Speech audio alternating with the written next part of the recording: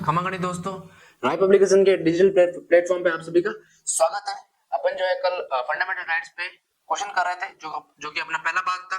आज इसी क्रम में आगे बढ़ते हैं। आज अपना जो है अपना दूसरा भाग रहेगा। इससे पहले जो अपन थ्योरी जो है डीपली जो अपन पढ़ चुके हैं। पहले के जो वीडियो आए थे मौलिक अधिकार पे कम से कम मैंने 3 वीडियो बनाए थे जो कि अपन ने डीपली पढ़ा था। छोटे एग्जाम से लेके बड़े एग्जाम कुछ भी कवर कर सकते हैं आप उससे। इसी क्रम में आगे बढ़ते हुए जो है अपन आज क्वेश्चन करेंगे जो कि विभिन्न एग्जाम में वर्तमान में 2020 से लेके 2023 तक जो कि पूछे गए क्वेश्चन है। पहला क्वेश्चन देखिएगा, सूचना के अधिकार अधिनियम के उद्देश्यों के संबंध में निम्न में से कौन सा सही नहीं है। मतलब कोई चार स्टेटमेंट दे रखे, इसके अंतर्गत सूचना के अधिकार जो अधिनियम सूचना का जो अधिकार अपन को मिल रखा है, इसके अंतर्गत चारों स्टेटमेंट में से कौन सा स्टेटमेंट जो है वो गलत है। और ये क्वेश्चन आया हुआ है आरएस के अंतर्गत। आरएस जो भी अपने 27 अक्टूबर 2021 में हुआ था, वर्तमान जो हाल ही का आरएस हुआ था, इसके अंतर्गत आया हुआ क्वेश्चन है। स्टेटमेंट पहला पढ़ता है, सरकार के कार्यक्रम में पारदर्शिता एवं उत्तरदायित्व को बढ़ाना। ठीक है, ये तो पहला मोटो ही है। राइट टू इंफॉर्मेशन का जो पहला मोटो है वही है कि सरकार के कार्यों की जो पारदर्शिता है और कार्यकरण का जो सिद्धांत है उसके उत्तरदायी यानी कि रेस्पॉन्सिबिलिटी को बढ़ाना, ये तो पहला ही सिद्धांत है, यानी कि पहला स्टेटमेंट तो राइट हो जाएगा। दूसरा पढ़ते हैं, हमारे लोकतंत्र को ऐसा बनाना ताकि वह वास्तव में लोगों के लिए काम करे। बिल्कुल सही बात है कि भाई डेमोक्रेसी इस प्रकार से बनाई जाए कि जो है वास्तव में लोगों के लिए क्या करे, वो कार्य करे। तीसरा स्टेटमेंट देखिएगा, समाज की महिलाओं एवं कमजोर तबकों या वर्गों को सशक्त करने के लिए काम करना। क्या ये बात आरटीए में लिखी हुई है या इससे उद्देश्य को पता चलता है क्या, ये अपन देखेंगे अभी। नागरिकों को सशक्त करना, ये बात भी अपने मेंशन होती है, लिखी हुई है, ठीक है। लेकिन आरटीए का कहीं भी ये लॉ मेंशन नहीं कर रखा है कहीं भी कि महिलाओं या तथा कमजोर तबकों के जो वर्ग है उनको ऊपर बढ़ाना। ये जो है जो आर्टिकल यानी कि 15-16 इनमें जो है लिखा गया है, लेकिन आरटीए के अंतर्गत इसको मेंशन नहीं किया गया है। यानी कि स्टेटमेंट जो तीसरा है वो क्या हो जाएगा, गलत हो जाएगा। कौन सा स्टेटमेंट तीसरा गलत हो जाएगा। तो आंसर कौन सा जाएगा, ऑप्शन नंबर 3 इसका आंसर हो जाएगा। नेक्स्ट देखते हैं, श्रेया सिंघल बनाम यूनियन ऑफ इंडिया जो कि 2015 का केस है, वाद किससे संबंधित है। एक सुप्रीम कोर्ट का एक वाद है, श्रेया सिंघल बनाम यूनियन ऑफ इंडिया जो कि 2015 से संबंधित है। ये पूछा गया कि वो किससे संबंधित है, ठीक है। तो मैं आपको बता दूं, जब मैंने आपको पढ़ाया था तब भी मैंने बताया था भाई श्रेया सिंघल बनाम जो यूनियन ऑफ इंडिया है वो वाक स्वतंत्रता यानी वाक स्वतंत्रता संरक्षण अनुच्छेद 19 से जो है वो संबंधित है। किससे, अनुच्छेद 19 वाक स्वतंत्रता से जो संरक्षण है या स्वतंत्रता है उससे संबंधित जो है ये वाद है। पहला ऑप्शन पढ़ेगा, अभिव्यक्ति की स्वतंत्रता के मौलिक अधिकार से। दूसरा ऑप्शन है आईपीसी यानी कि इंडियन पेनल कोड की धारा 498 क के दुरुपयोग को रोकने के निर्देशों से। ऑप्शन नंबर तीसरा है मत देने और चुनाव लड़ने के अधिकार से। ऑप्शन नंबर चौथा है एक लड़की का अपनी पसंद के व्यक्ति से विवाह करने का अधिकार से। तो मैंने आपको बताया था जो श्रेया सिंघल बनाम यूनियन ऑफ इंडिया का जो केस है वो वाक स्वतंत्रता से संरक्षण से संबंधित है, यानी कि अभिव्यक्ति की स्वतंत्रता जिनका उल्लेख अनुच्छेद 19(1) क में किया गया है। किसमें, अनुच्छेद 19(1) क में, अनुच्छेद 19(1) क में या ए में, ठीक है। तो ऑप्शन नंबर पहला अपना सही हो जाएगा, कौन सा, अभिव्यक्ति की स्वतंत्रता के मौलिक अधिकार से, ठीक है। वही बात की जाए एक लड़की का अपने पसंद के व्यक्ति से विवाह करने का अधिकार, ये अनुच्छेद 21 में मेंशन कर रखा है। किसमें, अनुच्छेद 21 में। और कौन से बात से जोड़ा गया था, नवतेज सिंह जौहर से। नवतेज सिंह जौहर बनाम भारत संघवाद।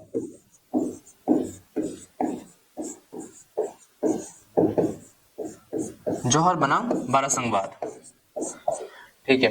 तो श्रेया सिंघल बनाम यूनियन ऑफ इंडिया का संबंध किससे, अभिव्यक्ति स्वतंत्रता यानी वाक स्वतंत्रता संरक्षण अनुच्छेद 19(1) क से संबंध में रखती है। तो अपन नेक्स्ट क्वेश्चन की ओर बढ़ते हैं। नेक्स्ट क्वेश्चन है अपना सुमिलित कीजिए, यानी कि इधर कुछ अनुच्छेद दे रखे हैं और उनका मिलान करना है अपन को। ये क्वेश्चन अभी 2022 में जो स्कूल वैकेट हुआ था उसमें क्वेश्चन आया हुआ है। पहला ऑप्शन है सूचना का अधिकार। अच्छा, सूचना का अधिकार अनुच्छेद 21 में आता है, नहीं माफ कीजिएगा अनुच्छेद 19 में आता है। आप सभी को भली भांति परिचित होगा। और इस सूचना का अधिकार जो है अपन लागू किया गया था 12 अक्टूबर 2005 को। कब, 12 अक्टूबर 2005 को लागू कर दिया गया था, ठीक बात है। सूचना का अधिकार किस में आता है आपको पता है, अनुच्छेद 19 में आता है, लेकिन ये इंपोर्टेंट किसमें है कि भाई पर्टिकुलर इस सेक्शन में आता है। तो ये अनुच्छेद 19(1) क में आता है, ठीक है। आपने जब पढ़ा होगा तब आपने ध्यानपूर्वक पढ़ा भी होगा इसको। तो ए का क्या हो जाएगा, चौथा, ठीक है। आगे बढ़ते हैं, भारत में निवास का अधिकार इसका जो इसका जो अधिकार है वो भी अनुच्छेद 19 में दे रखा है। अनुच्छेद 19 का जो 5वां सेक्शन है उसके अंतर्गत दे रखा है, अनुच्छेद 19 1 5 के अंतर्गत, यानी कि ड में दे रखा है। फिर देखते हैं भाई शिक्षा का अधिकार। अच्छा, शिक्षा को एक मौलिक अधिकार बनाया गया था, किसमें? अनुच्छेद 21 अ में बनाया गया था, किसमें? मोहिनी जैन बनाम कर्नाटक राज्यवाद के फैसले पर इसको बनाया गया था, किसमें? अनुच्छेद 21 क में बनाया गया था। कौन सा संविधान संशोधन किया गया था? 86वां संविधान संशोधन 2002 के द्वारा। तो शिक्षा का अधिकार अनुच्छेद 21 क यानी कि दूसरा हो जाएगा। राष्ट्र में पुरुषों तथा महिलाओं दोनों के समान कार्य के लिए समान वेतन का जो प्रावधान है वो डीपीएसपी में यानी कि राज्य के नीति निर्देशक तत्वों में किया गया है और अनुच्छेद 39 में किया गया है। अनुच्छेद 39 का जो 5वां भाग है उसके अंतर्गत किया गया है, यानी कि द का कौन सा हो जाएगा? तीसरा हो जाएगा। ठीक है, यानी कि पहले का चौथा, पांचवा, यानी ऑप्शन नंबर तीसरा सही हो जाएगा। आगे बढ़ता है, फिर से वही मिलान करने वाला क्वेश्चन है और ये क्वेश्चन आया सेकंड ग्रेड में 2022 के जो एग्जाम हुआ था। उम्मीदवारों के पूर्व आचरण के संबंध में जानने का मतदाता का जो अधिकार है वो किसमें मेंशन किया गया है? तो मेंशन किया गया है इसमें अनुच्छेद 19 क में ही ये मेंशन किया रखा है। अच्छा, 19 1 के बाद में बार-बार क्यों कर रहा हूं? क्योंकि उसमें कितनी 6 स्वतंत्रता अपन को दे रखी है। पहले जो है 7 स्वतंत्रता दे रखी थी, लेकिन वर्तमान में 44 संविधान संशोधन 1971 के माध्यम से जो संपत्ति की स्वतंत्रता थी उसको हटा दिया गया है। वर्तमान में कुल कितनी 6 स्वतंत्रता है। तो इसके अंतर्गत जो है उम्मीदवारों के पूर्व आचरण के संबंध में जानने का जो मतदाता का अधिकार है वो भी अनुच्छेद 19 1 क में सम्मिलित है। तो कौन सा हो जाएगा? अ का चौथा हो जाएगा।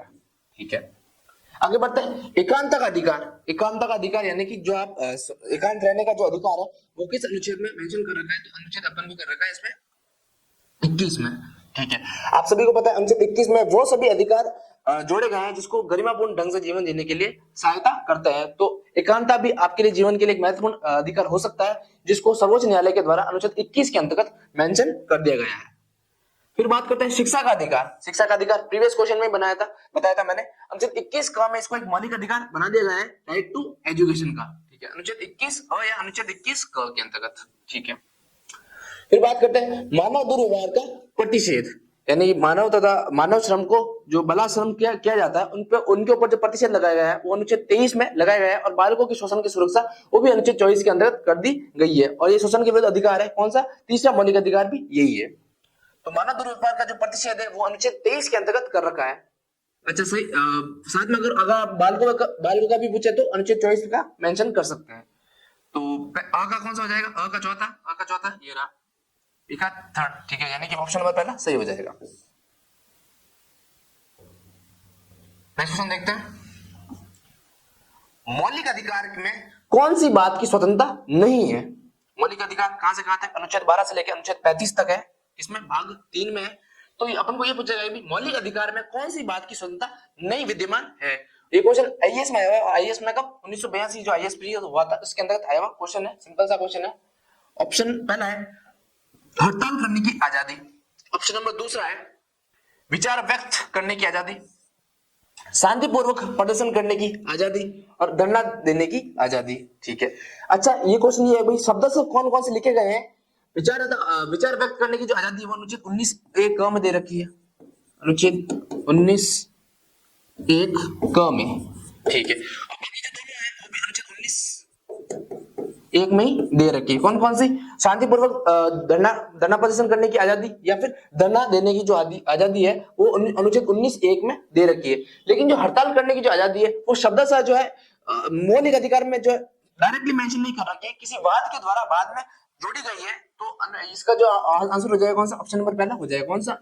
हड़ताल करने की जो आजादी है वो शब्दशः है अपने संविधान में सम्मिलित नहीं की गई है, वरन इसको इसी वाद के माध्यम से इनडायरेक्टली जोड़ा गया है।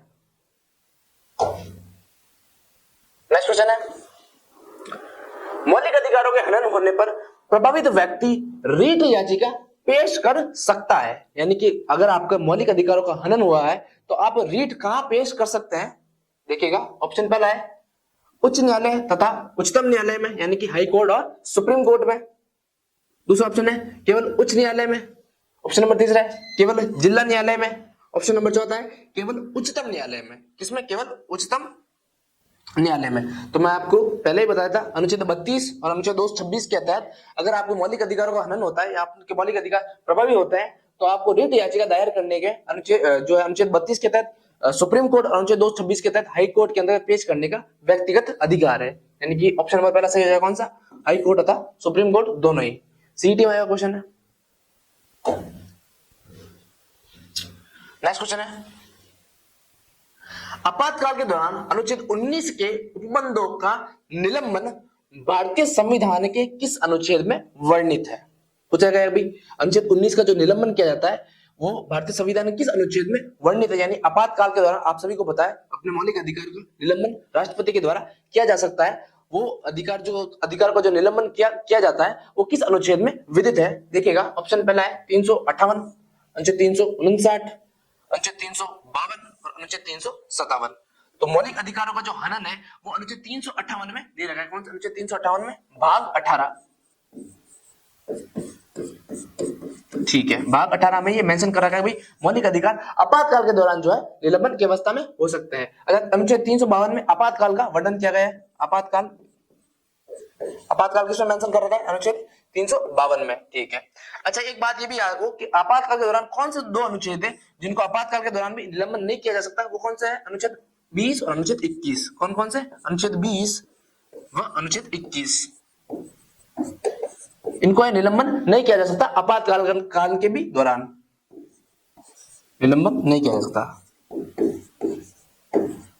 क्रॉस लगा रहा हूं, भी निलंबन नहीं किया जा सकता। तो भाई आपातकाल के दौरान अनुच्छेद 19 के उपबंधों का निलंबन भारतीय संविधान के किस अनुच्छेद में वर्णित है। किस अनुच्छेद में, अनुच्छेद 358 में वर्णित है, भाग 18 में वर्णित है। अगला क्वेश्चन देखिएगा, अनुच्छेद 20 और अनुच्छेद 21 के मूल अधिकार आपातकाल के दौरान भी स्थगित नहीं किए जा सकते हैं। निम्नलिखित में से कौन सा कथन उक्त प्रावधान के संदर्भ में सही है। मैंने अभी आपको बताया था कि आपातकाल के दौरान भी अनुच्छेद 20 और अनुच्छेद 21 को जो है निलंबन नहीं किया जा सकता है। ये प्रावधान किस संविधान संशोधन से जोड़ा गया है, ये क्वेश्चन अपन को पूछा गया है और ये सेकंड ग्रेड एग्जाम में आया हुआ क्वेश्चन है। ठीक है, 44 संविधान संशोधन 1978 के द्वारा यह जो है अवलोकन किया गया है या यह विदित किया गया था कि अनुच्छेद 20 और अनुच्छेद 21 को आपातकाल के दौरान भी निलंबन नहीं किया जा सकता है। कौन से, 44 संविधान संशोधन 1978 के द्वारा। 44 संविधान संशोधन में यह प्रावधान अंतःस्थापित किया गया। ऑप्शन दूसरा है, संविधान के आरंभ में यह प्रावधान था। तीसरा है, 44 संविधान संशोधन से यह प्रावधान अंतःस्थापित किया गया। ठीक है, 42 संविधान संशोधन से यह प्रावधान अंतःस्थापित किया गया। तो मैंने अभी आपको बताया कि 20 और 21 जो है अपना जो मौलिक अधिकार है वो आपातकाल के दौरान भी निलंबन नहीं किया जा सकता। इसको 44 संविधान संशोधन 1978 के द्वारा अंतःस्थापित किया गया था। इसमें जनता पार्टी सरकार के द्वारा किया गया था और उस समय जो प्रधानमंत्री थे वो मोरारजी देसाई थे। कौन थे, मोरारजी देसाई। नेक्स्ट क्वेश्चन देखिएगा, राष्ट्रीय बाल अधिकार संरक्षण आयोग में न्यूनतम न्यूनतम महिला सदस्य कितने होने चाहिए। ठीक है, एक तो है भाई राष्ट्रीय बाल अधिकार संरक्षण आयोग में कुल कितने सदस्य होता है और उन सदस्यों में भी कुल कितनी महिला सदस्य होनी चाहिए। अच्छा, इसमें कुल जो है सदस्य होते हैं, कुल जो है 8 सदस्य होते हैं, जिसमें एक अध्यक्ष और 7 अन्य सदस्य होते हैं और इन अन्य सदस्यों में से 2 महिलाओं का या फिर अध्यक्ष या फिर सभी सदस्यों को मिला के न्यूनतम 2 महिलाओं का होना अति आवश्यक है। कितनी, 2 महिलाओं का होना अति आवश्यक है। ऑप्शन में पहला सही हो जाएगा कौन सा, 2। नेक्स्ट क्वेश्चन क्या आगे बढ़ता है, कौन सा अनुच्छेद नागरिकों के लिए एक समान संहिता का उपबंध करता है। यानी कॉमन सिविल कोड का जो मेंशन है वो अनुच्छेद कौन से अनुच्छेद में किया गया है। सीटी में क्वेश्चन है, सिंपल सा क्वेश्चन है। अनुच्छेद 44 के अंतर्गत 44 के अंतर्गत कॉमन सिविल कोड को मेंशन किया गया है। 42, 44, 43 और 45। तो ऑप्शन नंबर जो है बी सही हो जाएगा। ठीक है, अपने भारतवर्ष में 2 मामले विद्यमान होते हैं, एक तो होता है फौजदारी मामला और एक होता है दीवानी मामला। फौजदारी मामला का संबंध संपत्ति संबंधित होता है, जिनमें सभी के लिए एक समान कानून बनाए गए हैं। लेकिन दीवानी मामले जिनका संबंध विवाह, तलाक, उत्तराधिकार इत्यादि संबंधित होता है, इन सभी में अनेक धर्मों में अलग अलग कानून विद्यमान है। अच्छा, उन सभी को एक कानून बनाने के लिए कॉमन सिविल कोड का जो है गठन मतलब प्रावधान किया गया है। भारतवर्ष में केवल एक ही राज्य है, गोवा, जिसमें कॉमन सिविल कोड विद्यमान है। 44 का सही आंसर हो जाएगा। निम्नलिखित में से कितने प्राकृतिक अधिकारों कितने नहीं है, किसने है ये।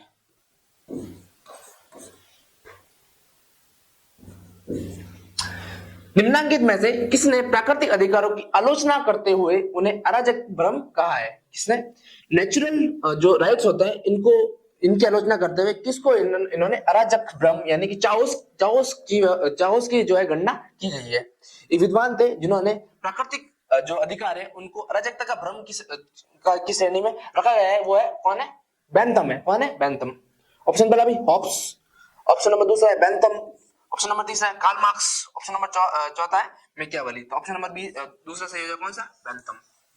बेंथम का एक शिष्य रहा था। बेंथम और मिल गुरु शिष्य रहे थे। बेंथम गुरु था और मिल जो था इसका शिष्य हुआ करता था। दोनों ने जो है पॉलिटिकल साइंस तथा एथिक्स में जो अपने विचार प्रस्तुत किए थे, नीति शास्त्र तथा राजनीतिक विज्ञान में अपने विचार प्रस्तुत किए हैं। जब आप आरएस में एथिक्स पढ़ोगे तो बेंथम और मिल को आप जरूर पढ़ना, या पढ़ना भी चाहिए, क्योंकि अपने कोर्स में भी मेंशन कर रखा है बेंथम और मिल, चाहे आईएएस हो चाहे आरएस हो, बेंथम, मिल, हॉब्स, लॉक, रूसो और ये अपने इमानुएल कांट, ये सभी महत्वपूर्ण विचारक है जिन्होंने पॉलिटिकल साइंस पर और तथा एथिक्स यानी नीति शास्त्र पर अपने विचार प्रस्तुत किए हैं। सूचना के अधिकार के आंदोलन की शुरुआत हुई, यानी कि सूचना का जो अधिकार है जिसको वर्तमान में अनुच्छेद 19(1) क में डाल दिया गया है, उसकी जो शुरुआत किस राज्य से हुई है, क्वेश्चन ये पूछा गया है। ऑप्शन पहला, मतलब ये क्वेश्चन आया हुआ है आरपीसी फर्स्ट ग्रेड एग्जाम में आया हुआ क्वेश्चन है, जो कि 2020 में कंडक्ट करवाया गया था। मध्य प्रदेश, राजस्थान, उत्तर प्रदेश और दिल्ली। तो सूचना का अधिकार अधिनियम की जो सर्वप्रथम शुरुआत हुई थी वो एमपी यानी मध्य प्रदेश से हुई थी। कहां से हुई थी? मध्य प्रदेश, एमपी से हुई थी। कब लागू कर दिया गया था? 12 अक्टूबर 2005 को लागू कर दिया गया था। ठीक है। सूचना अधिकार दिवस भी 12 अक्टूबर को मनाया जाता है। इसके अंतर्गत अरविंद केजरीवाल का जो है परिवर्तन एनजीओ और मजदूर किसान संगठन अरुणा रॉय का जो है एनजीओ है, इन दोनों एनजीओ की जो है महत्वपूर्ण भूमिका रही थी। ठीक है।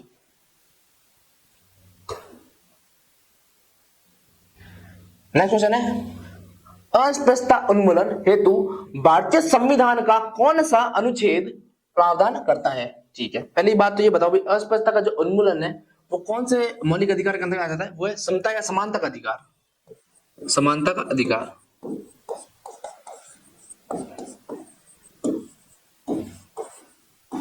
जिसको अनुच्छेद 14 से लेकर अनुच्छेद 18 तक उल्लेख कर रखा है। अनुच्छेद 14 से लेकर अनुच्छेद 18। ठीक है। बात की जाए अस्पृश्यता का उन्मूलन, इसको मेंशन कर रखा है अनुच्छेद 17 में। किसमें? अनुच्छेद 17 में। ठीक है। यानी कि किसी भी व्यक्ति के द्वारा अगर अस्पृश्यता का पालन किया जाता है या अस्पृश्यता लागू कर दी जाती है, अस्पृश्यता की जाती है, तो इसको एक दंडनीय अपराध घोषित कर दिया गया है अनुच्छेद 17 के अंतर्गत। और इसके अंतर्गत संसद को जो है कानून बनाने का अधिकार दिया गया है, और कानून बनाने का जो अधिकार संसद में अनुच्छेद 35 के अंतर्गत लिखित है। अनुच्छेद 35 में अनुच्छेद 14, अनुच्छेद 16, अनुच्छेद 17 और अनुच्छेद 19। तो ऑप्शन नंबर कौन सा तीसरा सही हो जाएगा? अनुच्छेद 17।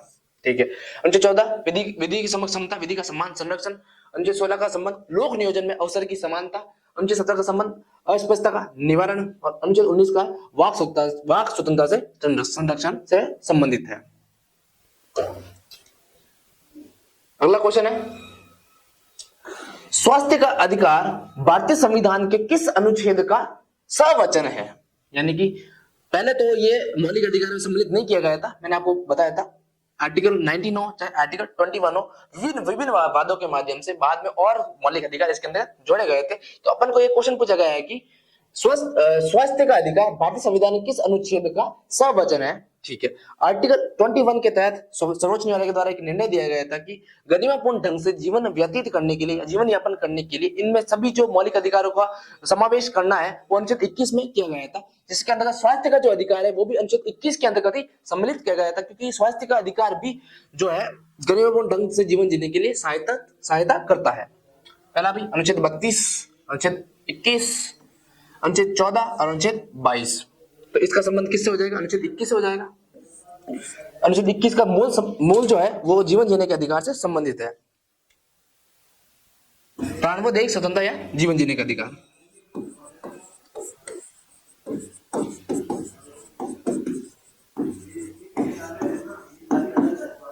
ठीक है। अनुच्छेद 32 संवैधानिक उपचार का अधिकार, अनुच्छेद 21 जीवन जीने का अधिकार, अनुच्छेद 14 आपको पता है न्याय से यानी समानता का अधिकार, विधि की समता, विधि का समान से संबंधित है, और अनुच्छेद 22 का संबंध अपने किससे है? निवारक निरोध कानून से संबंधित है। आगे बढ़ता है, नेक्स्ट क्वेश्चन देखिएगा। अनुच्छेद 19 के अंतर्गत वाक एवं अभिव्यक्ति की स्वतंत्रता का अधिकार है। यानी कि अनुच्छेद 19 के अंतर्गत आपको पता है अनुच्छेद 19(1) में सभी जो है स्वतंत्रता अपन को 6 प्रकार की स्वतंत्रता दे रखी है, और अनुच्छेद 19(2) के अंतर्गत उसके ऊपर युक्तियुक्त प्रतिबंध आरोपित कर दिए गए हैं, जो कि क्या है, स्वतंत्रता का अधिकार है। तो क्वेश्चन ये पूछा गया है कि 19(1) के अंतर्गत वाक एवं अभिव्यक्ति की स्वतंत्रता का अधिकार कौन सा अधिकार है, किस प्रकार का ये अधिकार है। क्वेश्चन पूछा गया है, कनिष्ठ विधि अधिकारी भर्ती परीक्षा 2019 में कराई गई थी, इसमें पूछा गया है। पहला भाई निहित अधिकार, ऑप्शन नंबर दूसरा है प्रतिबंधित अधिकार, ऑप्शन नंबर तीसरा है पूर्ण अधिकार, और ऑप्शन नंबर 4 है उत्तराधिकार। तो अनुच्छेद 19(1) के अंतर्गत जो अपन को 6 स्वतंत्रता दे रखी है, उसके ऊपर 19(2) के अंतर्गत युक्त प्रतिबंध आरोपित कर दिए गए, जो कि आपको मैंने पहले ही बताया था। तो 19(1) के अंतर्गत जितनी भी 6 स्वतंत्रता अपन को दे रखी थी, उसको एक क्या है, एक प्रतिबंधित अधिकार है। कौन सा प्रतिबंधित अधिकार है, जिसको प्रतिबद्ध कर दिया गया है, किसमें, अनुच्छेद 19(2) में प्रतिबंधित कर भी दिया गया है। ठीक है, तो कौन सा अधिकार हो जाएगा अपने प्रतिबंधित अधिकार, यानी कि रेस्ट्रिक्टेड पावर, जो अपने रेस्ट्रिक्टेड जो राइट्स है वो ये राइट्स है, यानी प्रतिबंधित अधिकार इसका सही आंसर हो जाएगा। अगला क्वेश्चन है, अनुच्छेद 19 के अंतर्गत कितनी मूलभूत स्वतंत्रताएं समाहित है। ठीक, पहले जो है जब अपना संविधान लागू हुआ था, संविधान लागू के समय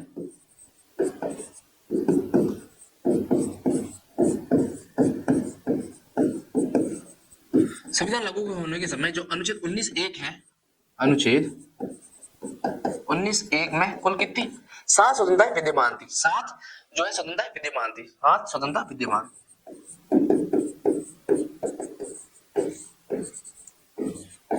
किंतु 44 संविधान संशोधन कौन सा किया गया था, 44 संविधान संशोधन, 44वां संशोधन जो कि 1978 में किया गया था,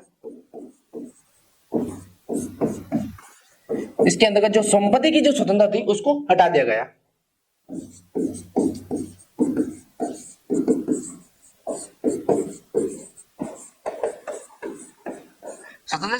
संपत्ति की जो स्वतंत्रता थी उसको रिमूव कर दिया गया, और इसको एक मौलिक अधिकार से हटाकर कानूनी अधिकार बना दिया गया। यानी कि वर्तमान में जो अनुच्छेद 19(1) के अंतर्गत कुल कितनी 6 स्वतंत्रताएं अपन को मिली हुई है, कितनी 6 स्वतंत्रताएं मिली गई है।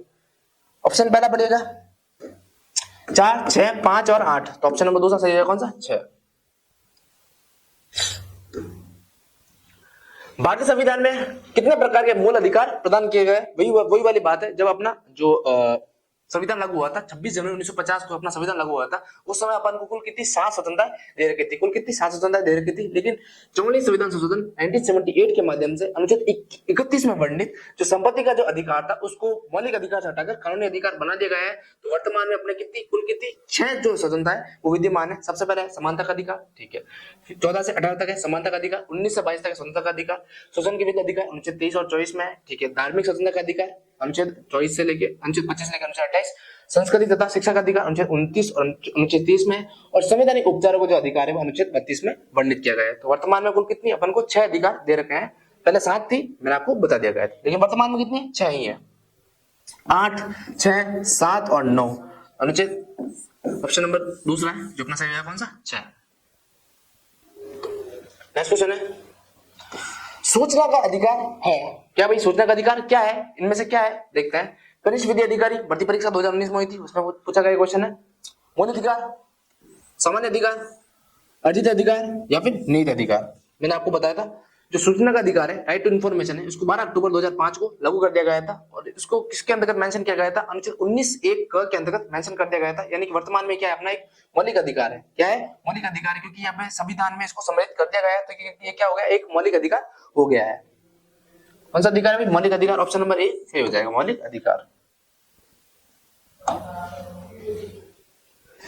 निम्न में से भिन्न युग्म को छाटिए, यानी कि इनमें से कौन सा है, यानी असंगत युग्म कौन सा है, ये देखते हैं भाई। छाटा हुआ जो है असंगत युग्म जो है कौन सा है, ये कनिष्ठ भर्ती परीक्षा में आया क्वेश्चन है। सांस्कृतिक व शैक्षणिक स्वतंत्रता का अधिकार अनुच्छेद 29-30, क्या ये सही मिलान है, देखते हैं अभी। अनुच्छेद 29 और अनुच्छेद 30 जो कि अपना जो है 5वां मौलिक अधिकार है, वो संस्कृति तथा शिक्षा से संबंधित है। अनुच्छेद 29 और अनुच्छेद 30 बिल्कुल सही बात है, क्या सही बात है। धार्मिक स्वतंत्रता का जो अधिकार है वो अनुच्छेद 25 से लेकर अनुच्छेद 28 तक दे रखा है क्या? क्या बिल्कुल सही बात है क्या? बिल्कुल सही बात है ये भी, ठीक है। शोषण के विरुद्ध अधिकार अनुच्छेद 23 और 24 में मेंशन कर रखा है, लेकिन यहाँ क्या दे रखा है? अनुच्छेद 20 से लेकर अनुच्छेद 22 तक दे रखा है, जो कि अनुच्छेद 20 से लेकर अनुच्छेद 22 जो है वो स्वतंत्र अधिकार के अंतर्गत सम्मिलित किया गया, यानी कि यही ऑप्शन जो है सही हो जाएगा, यानी असंगत युग्म कौन सा हो जाएगा? ऑप्शन नंबर तीसरा असंगत युग्म हो जाएगा। चौथा ऑप्शन भी पढ़ लेते हैं अभी साथ में। समानता एवं भेदभाव न करने का अधिकार जो है अनुच्छेद 14 से लेकर अनुच्छेद 18, यानी कि समानता का अधिकार मैंने अभी आपको बताया था, जो कि अपना कौन सा है? प्रथम मौलिक अधिकार भी है। तो असंगत युग्म कौन सा हो जाएगा? शोषण के विरुद्ध अधिकार अनुच्छेद 23-24 में दे रखा है। कौन सा? अनुच्छेद 23-24 में दे रखा है। अनुच्छेद 23 व अनुच्छेद 24 में दे रखा है। आगे बढ़ते हैं। व्यक्तिगत स्वतंत्रता की गारंटी किस याचिका द्वारा की गई? यानी कि व्यक्तिगत स्वतंत्रता की जो गारंटी है वो किस याचिका द्वारा की गई है? ऑप्शन पहला पड़ेगा परमादेश, दूसरा अधिकार परीक्षण, ऑप्शन नंबर तीसरा उत्प्रेषण, या ऑप्शन नंबर चौथा है बंदी प्रत्यक्षीकरण।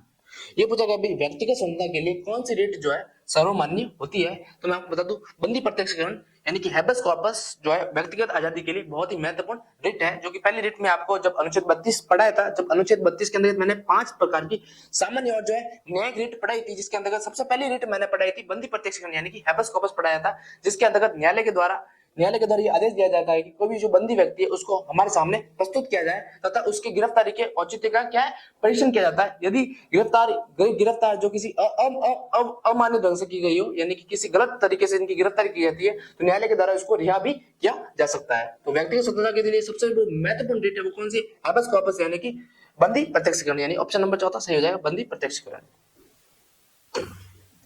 नेक्स्ट क्वेश्चन है, निम्न में से किसको भारतीय संविधान का अनुच्छेद 19 स्पष्ट रूप से प्रकट नहीं करता? यानी कि स्पष्ट रूप से जो लिखित अधिकार नहीं है अनुच्छेद 19 के अंतर्गत, वह कौन सा है? पहला ऑप्शन में वाक एवं अभिव्यक्ति की स्वतंत्रता, किसमें मेंशन कर रखी है? अनुच्छेद 19(1) में मेंशन कर रखी है, अनुच्छेद 19(1)(a) में। प्रेस की स्वतंत्रता देखता भी है या नहीं है। हथियारों के बिना शांतिपूर्वक एकत्र होने की स्वतंत्रता, ये भी अनुच्छेद 19(1) में दे रखी है। भारतीय सीमा में प्रतिबंध रहित विचरण करने की स्वतंत्रता, यानी कि पूरे भारतवर्ष के किसी भी एरिया में किसी भी क्षेत्र में प्रतिबंध रहित यानी अपने इच्छा अनुसार घूमने की स्वतंत्रता है, ये भी अनुच्छेद 19(1) में दे रखी है। लेकिन जो प्रेस की स्वतंत्रता यानी कि मीडिया की स्वतंत्रता है वो शब्द से कहीं भी अनुच्छेद 19(1) में सम्मिलित नहीं की गई। कौन सी? प्रेस की जो स्वतंत्रता है वो शब्द से सम्मिलित नहीं की गई है, यानी ऑप्शन दूसरा सही हो जाएगा। कौन सा? प्रेस यानी कि मीडिया की स्वतंत्रता। ये मेंशन तो है लेकिन कई शब्द सब बिल्कुल मूल तरीके से नहीं लिखी गई है, बल्कि विभिन्न वादों के माध्यम से प्रेस स्वतंत्रता को भी अनुच्छेद 19 में अंदर सम्मिलित कर दिया गया है।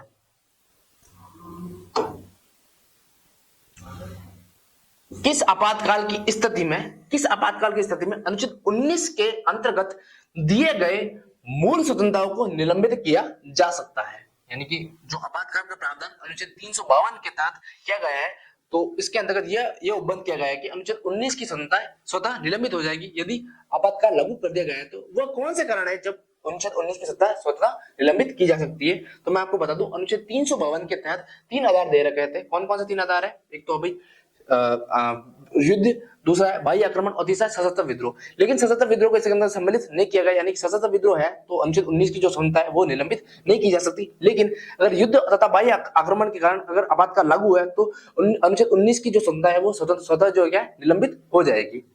पहला ऑप्शन है राज्य के संवैधानिक प्रणाली के विफल होने पर, आंतरिक सशस्त्र विद्रोह होने पर, वित्तीय आपातकाल या युद्ध अथवा बाह्य आक्रमण होने पर। तो ऑप्शन नंबर चौथा सही हो जाएगा। ठीक है, तो आपातकाल किसमें मेंशन कर रखा है? अनुच्छेद 352 में कर रखा है। ठीक है, अनुच्छेद 352 के अंतर्गत तीन आधार दे रखा है। कौन कौन से? युद्ध, बाह्य आक्रमण और सशस्त्र विद्रोह। लेकिन सशस्त्र विद्रोह पर अनुच्छेद 19 की स्वतंत्रता निलंबित नहीं की जा सकती। किस अनुच्छेद के अंतर्गत वाक एवं अभिव्यक्ति की स्वतंत्रता निर्बंधित या प्रतिबंधित की जा सकती है?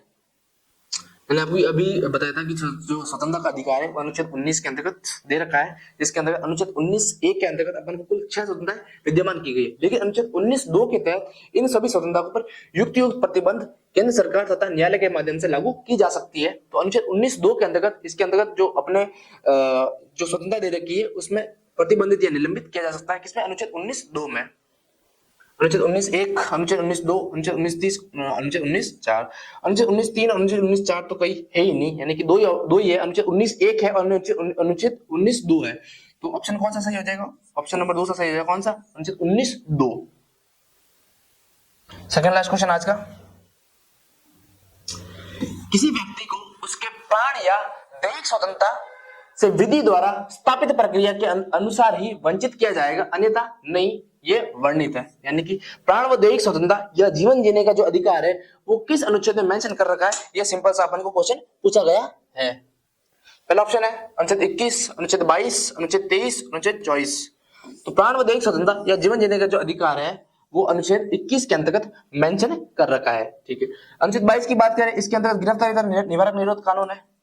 गिरफ्तारी तथा निवारक निरोध कानून।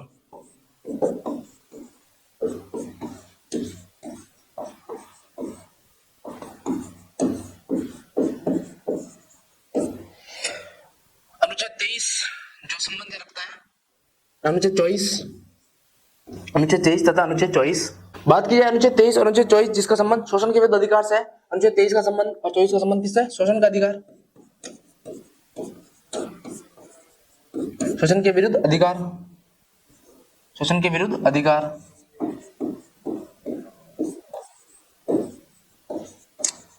ठीक है। अनुच्छेद 23 के अंदर बाल श्रम पर प्रतिबंध और अनुच्छेद 24 पर बालकों के जो शोषण सुरक्षा की गई है अनुच्छेद 24 के अंतर्गत की गई है। अपन क्वेश्चन पूछा गया था कि प्राण तथा दैहिक स्वतंत्रता का जो संरक्षण है वो अनुच्छेद किस अनुच्छेद में दे रखा है? तो किस अनुच्छेद में दे रखा है? अनुच्छेद 21 में दे रखा है।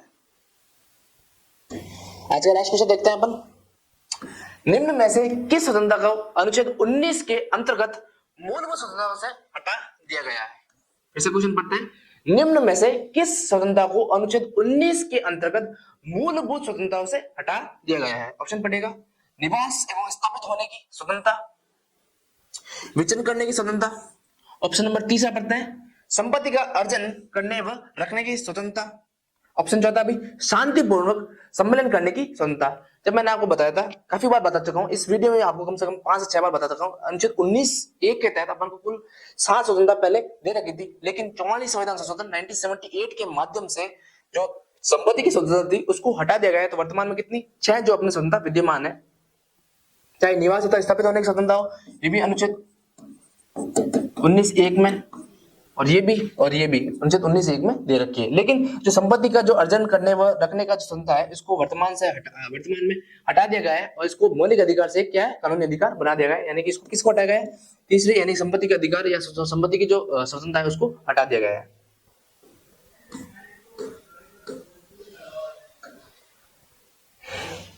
तो गाइस अपन आज मौलिक अधिकार के ऊपर जो क्वेश्चन किया था, पहला पार्ट अपन ने कल किया था और दूसरा पार्ट जो है अपन आज किया। काफी क्वेश्चन किया, लगभग अपन ने 30 क्वेश्चन किए। इंपॉर्टेंट क्वेश्चन है जो कि आरएस में आए हुए हैं, जो कि राजस्थान स्टेट में पूछे गए, पीसीआई पीएसआई में पूछे गए या आईएएस तक पूछे गए, उसमें क्वेश्चन देखे थे। अच्छा इंपॉर्टेंट क्वेश्चन है, आपको देखना ही चाहिए एक बार।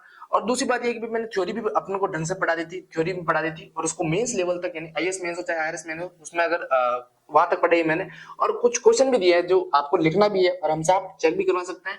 और इसी बेस पे बढ़ते हुए प्री को मद्देनजर रखते हुए अपन ने कुछ स्टैंडर्ड क्वेश्चन भी आज लेके आए। उसका जो तीसरा भाग है वो मैं कल को करवाऊंगा आपको। नमस्कार, जय श्री कृष्णा।